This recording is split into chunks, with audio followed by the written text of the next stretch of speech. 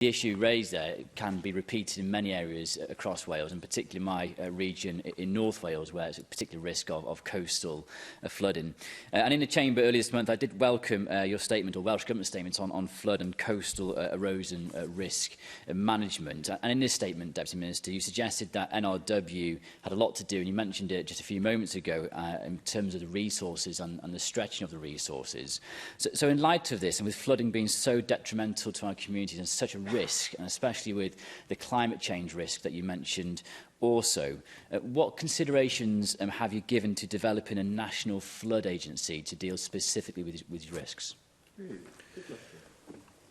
Well, Sam Rowlands will know about the pressure on resources, and there's pressure that has intensified as a result of the spring budget, where we are £600 million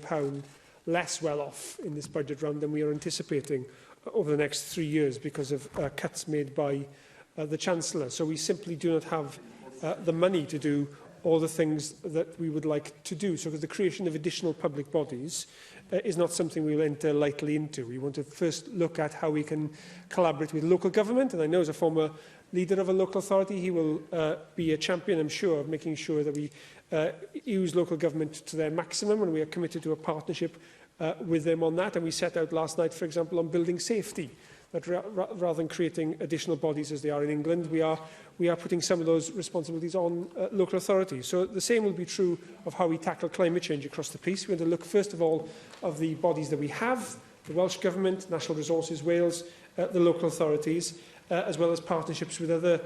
flood management authorities, and to see how we can make the most of those before we start thinking about additional institutions to create and run.